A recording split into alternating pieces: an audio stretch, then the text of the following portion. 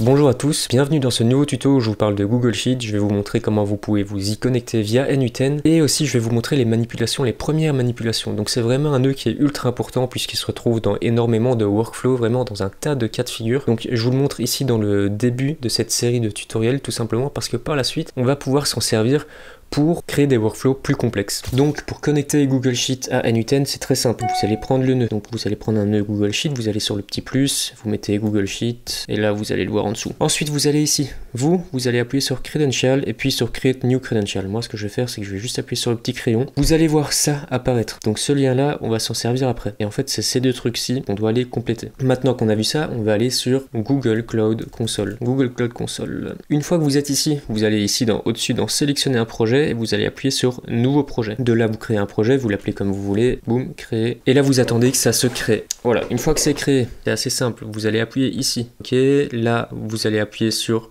les trois barres au-dessus, vous allez dans API et services, très bien. De là, vous allez chercher dans la barre du dessus Google Sheet.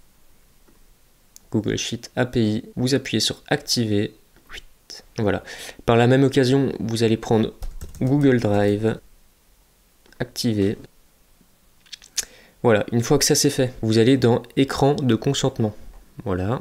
Là, vous allez voir premier pas. On va faire nos premiers pas. Ici, vous remettez le nom.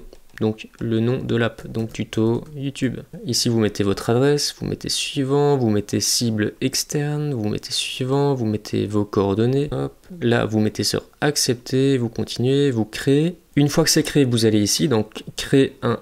Hop. Hop, application web, là vous remettez le nom, bon, je vais le laisser comme ça. Et ici vous allez voir URI de redirection autorisée. Donc là, ce que vous faites, c'est que vous appuyez ici. Et là vous retournez dans n8n tout simplement, hop, ici plutôt. Et vous allez copier ce lien-ci. Donc là, on copie, on vient le mettre là, on crée. Là, on appuie sur OK. Une fois que ça c'est fait, vous allez dans Branding. Une fois que vous êtes dans Branding, vous descendez un petit peu. Et vous allez dans Domaine autorisé.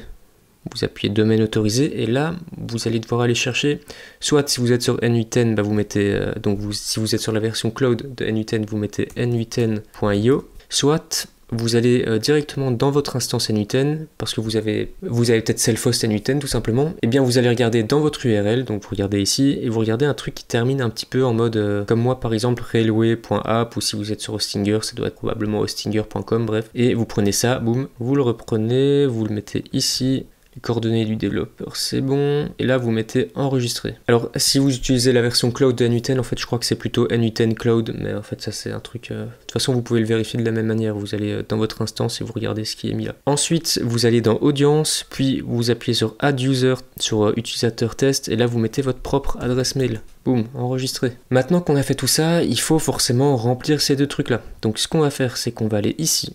On va aller dans client, vous voyez ici sur la ligne, donc vous avez votre projet et vous appuyez sur le petit crayon. Le petit crayon, vous allez voir ID client, vous le copiez, hop, boum, et vous allez le mettre là, client ID. Ensuite, le secret, vous le voyez ici, code secret du client, boum, vous copiez et vous collez. Voilà, vous sauvegardez et là vous vous connectez avec votre compte. Là j'ai eu un petit bug de micro, mais globalement vous continuez, vous acceptez tout et ensuite vous serez connecté. J'en profite aussi pour vous demander, si jamais vous avez appris un truc, n'hésitez pas à vous abonner ou à mettre un petit commentaire, moi ça me fait toujours super plaisir. Et donc là vous êtes connecté et vous pouvez utiliser Google Sheet. Donc on va faire un petit test, on va regarder ici si c'est bien connecté à mes documents par exemple. Et donc là, vous voyez, c'est bien connecté et on peut commencer à bosser dans Google Sheet. Ok, donc là, c'était assez intense, mais maintenant, ce qu'on va faire, c'est on va aller étape par étape, voir un petit peu les différentes possibilités qu'il y a avec le nœud Google Sheet.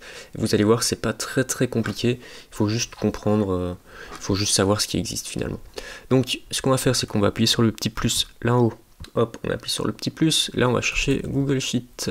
Google Sheet, on voit qu'il est ici. Donc là, en fait, ça vous donne les actions que Google Sheet que vous pouvez faire à Google Sheet. Nous, ce qu'on va faire, c'est qu'on va récupérer des informations, les informations que j'ai préparées ici. Donc là, c'est juste des leads, c'est des faux, je les ai inventés pour l'occasion. Et on va aller récupérer ces informations-là.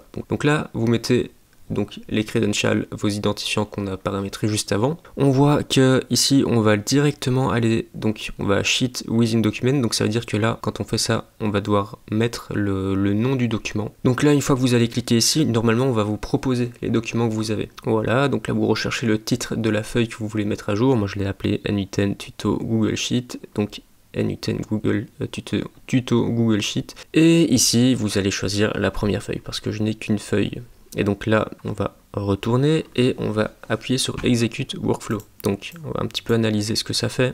On voit qu'il y a 26 éléments. Donc ici, je vais un petit peu décortiquer ça. Là, on a lancé le workflow avec un trigger click. Ici, on voit donc qu'il y a un item, c'est la demande que j'ai faite. Et là, en gros, on a fait une action dans le Google Sheet. Et de cette action sont ressortis 26 éléments. Ça se présente comme ça.